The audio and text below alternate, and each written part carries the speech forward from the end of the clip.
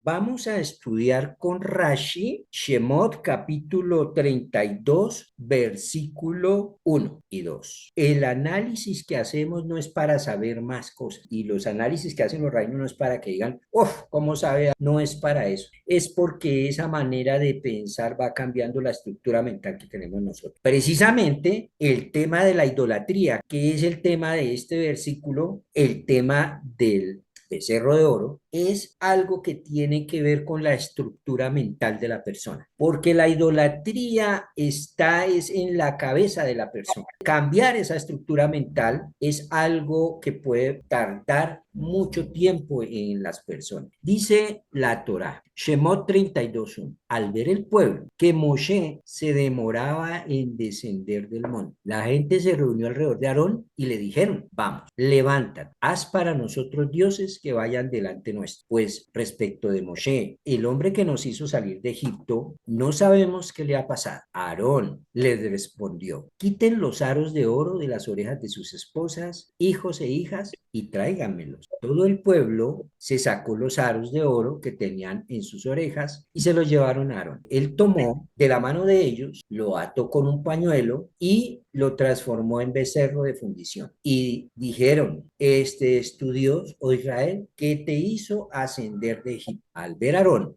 construyó un altar ante él. Aarón proclamó, mañana habrá fiesta en honor a Hashem. Al día siguiente, se levantaron temprano, ofrecieron el sacrificio solar y shlamim. Se sentaron a comer y a tomar y se dispusieron para la diversión. La pregunta básica que nos surge aquí es la siguiente. ¿Cómo podían hacer Aarón y el pueblo judío un becerro de oro tan pronto después de que se entregara la Torá y después de haber sido testigos de milagros de Dios? Es decir, ¿cómo es posible que hubiesen caído en el tema del Egel, del becerro de oro, después de haber recibido la Torá del Sinaí, después de haber pasado por todo lo que pasaron, de saber que Dios era uno, después de haber visto todos los milagros y de haber tenido el encuentro del Sinaí, de la revelación de la Torá? ¿Cómo es posible que Aarón, un personaje de ese nivel, hubiese caído en eso? Y el pueblo. ¿Qué pasó ahí? Sadia Gaón, analizando este pasaje, dice, Aarón quiso probar al pueblo judío para ver si ellos realmente venerarían ídolos, por lo que fingió acompañar su plan. No obstante, dado que no ejecutó a los idólatras inmediatamente cuando tropezaron, Dios se enojó también con Aarón. Ibn Ezra y el Kusari dicen que el pueblo judío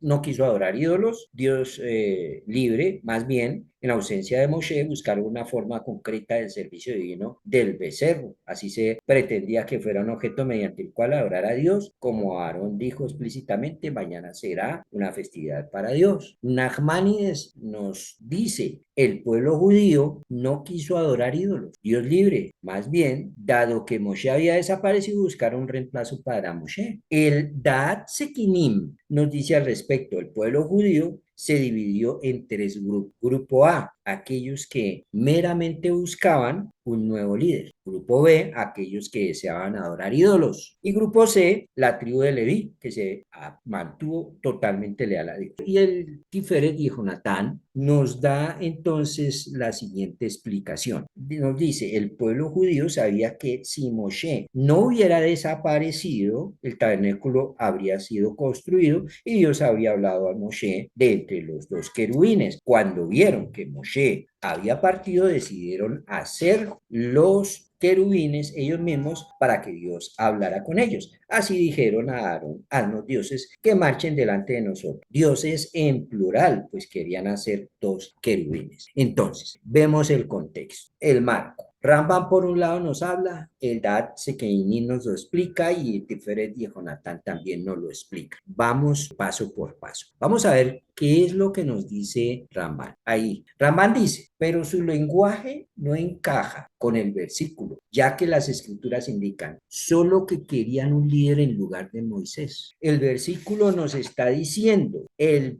pueblo vio que Moshe se demoraba en descender de la montaña. El pueblo se reunió contra Aarón y le dijeron, levántanos, haznos dioses que marchen delante de nosotros. ¿Por qué pidieron dioses? Pidieron dioses porque Moshe no aparecía. El resultado es que ellos exigen ahora que les hagan dioses. Pero ¿por qué querían que Aarón les hiciera dioses basados en que Moisés no aparecía? Es la pregunta. ¿Acaso ellos pensaban en que esos dioses eran para reemplazar a Moisés porque Moisés lo veían como un dios? En absoluto. Nos dice Rambán, no creían que Moisés fuera un dios y que él hacía para ellos señales y prodigios con todo su propio poder. Fíjense que todos los problemas que hubo en el pasado y las rebeliones que hubo y los problemas que había era porque tenían dudas de que Moisés fuera el líder indicado por Dios. Entonces, si tenían claro que Moisés no era un Dios, porque cuando ellos ven que no aparece Moisés, piden que les hagan un Dios para reemplazar a Moisés? ¿Cómo así? O que le hagan dioses para reemplazar a Moisés. Entonces, ¿qué sentido tiene, sigue diciendo Rambán, que digan, ya que Moisés se ha ido de nosotros, nos haremos dioses? A Moisés lo veían como un líder. Como lo veían como un líder y ven que ese líder que había estado con ellos en todas no aparece, ¿qué sentido lógico tendrían entonces en buscar un Dios que reemplazara o unos dioses, porque está en plural, que reemplazara a Moisés? Viene, sigue explicándonos, solo que querían un líder en lugar de Moisés. ¿Qué sentido tiene que digan que Moisés se ha ido de nosotros, nos haremos dioses? Y si aquí resalto, ellos en cambio querían otro Moisés, diciendo, Moisés, el hombre que nos mostró el camino desde Egipto hasta ahora. Números 14, 19 nos habla de Moisés les muestra el camino desde Egipto hacia la salida, estando a cargo de los viajes por orden del Eterno por mano de Moisés. El versículo nos dice, al ver el pueblo que Moisés se demoraba en descender del monte. ¿Qué es lo lógico que vemos de esta lectura? Que el pueblo tiene problemas, ¿sí? Porque Moisés no aparece. Bien, punto uno. Entonces la gente se reunió alrededor de Aarón. ¿Cuál gente? Y el Da'at Sequinim nos dice, tres grupos de personas estaban allá. Por un lado, estaban aquellos que buscaban cambiar, como este no aparece, entonces busquémosle un reemplazo porque necesitamos un líder. Y ese líder por medio que sean dioses. Bueno, vamos a ver a qué dioses se refiere. El segundo grupo es el grupo de los que querían era hacerse un muñeco para adorar, un ídolo, aquellos que buscaban adorar ídolos. El grupo de los que buscaban adorar ídolos estaba lleno de gente. Cuando ellos salen de Egipto, al ver todos los prodigios, maravillas que había hecho Dios por el pueblo de Israel, se les pega una cantidad de gente egipcios que venían con un trasfondo cultural supremamente pagano. Eso se le pegaron al pueblo de Israel, pues para que nos vaya bien, como aquel que quiere ser judío pensando que es que si se hace judío, como los judíos tienen plata, entonces voy a estar con la rosca. Había un grupo sustancial de gente que no había hecho conversión, que tenía una manera de pensar idólatra y que se juntaron también con aquellos judíos que tenían también esa contaminación de idolatría. Ese es el segundo grupo. El tercer grupo es el de los levitas, que se mantuvieron firmes, que dijeron, así no es, no debemos hacer ningún becerro, no debemos hacer ningún ídolo, no vamos a hacer absolutamente nada de eso porque eso no es la voluntad de Dios. Pero desde un principio sabemos que el problema no era reemplazar a Dios por otros dioses. Sabemos que el texto nos dice que el problema es reemplazar, el problema es por reemplazar a Moshe que no aparece.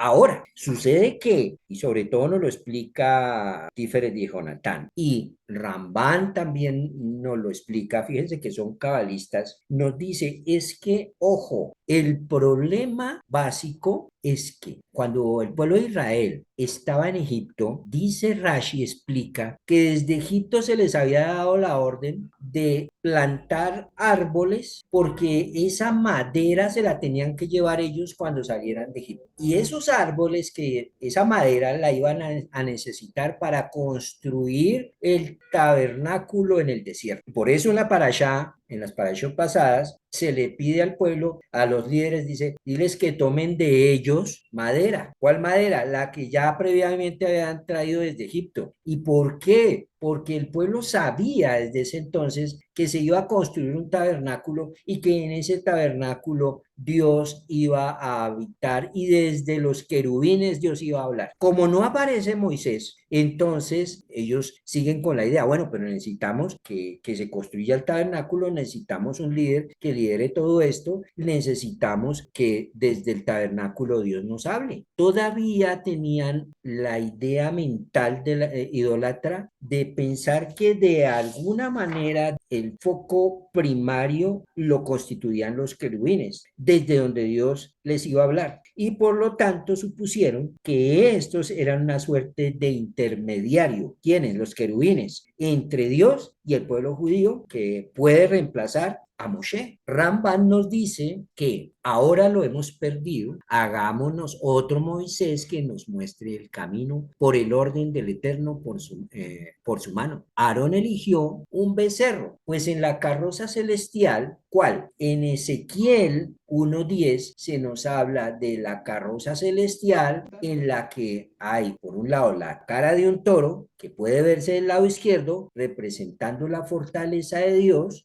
Se sabía muy bien que por el lado derecho de Dios siempre estaba Moisés en todas las narraciones que se nos ve a través de la Torá. Basado en Ezequiel 1:10, nos hacen la explicación los rabinos. Le piden a Aarón, haznos dioses que marchen delante de nosotros, dioses en plural. Elohim. La palabra Elohim a veces en la Torah se aplica para Dios el Creador, a veces se aplica para ángeles. No siempre que aparece Elohim en la Torah está hablando de Dios el Creador. Puede estar hablando de ángeles, puede estar hablando de ídolos, puede estar hablando de un juez del pueblo de Israel, puede estar hablando de un ser poderoso, puede estar hablando de un rey o puede estar hablando de líderes, de un líder. Elohim, como es en plural, entonces nos habla de líderes. Por eso, como aparece en plural, ellos, el pueblo le estaba pidiendo a Aarón que querían hacer dos querubines. Sin embargo, en lugar de hacer querubines, Aarón con el rostro de un niño, como sería en el tabernáculo, ellos eligieron en cambio la cara de un toro o de un becerro. Ello se debe a que la cara del toro aparecía del lado izquierdo de la carroza que vimos en Ezequiel capítulo 10, versículo 1, mientras que Moshe está asociado con el lado derecho de Dios, como les dije, como declara el versículo.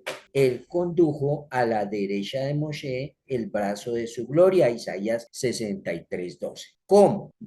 Ese Moisés que está relacionado con el lado derecho de Dios, ¿sí? No aparece, nos queda al lado izquierdo y el lado izquierdo es el toro, el becerro. Por eso es que Aarón entonces hace un becerro. Por lo tanto, cuando Moisés partió, ellos supusieron que Dios ya no estaba canalizando sus bendiciones a través del lado derecho de la carroza, sino más bien mediante la izquierda por medio de Aarón. Por eso hicieron querubines con el rostro de un toro, de un becerro. Y bueno, y en todo esto Rashi, ¿qué? Porque no lo hemos nombrado. Rashi, al parecer, si lees los textos de Rashi con respecto a estos versículos del becerro de oro, no parece ofrecer ninguna solución. Esto puede sorprender porque Rashi, la función de Rashi, como él mismo lo dice en Bereshit 3:8, es explicar cada dificultad en el plano literal de las escrituras. Hay varias opciones. La explicación de por qué Rashi puede guardar silencio en este pasaje puede ser uno,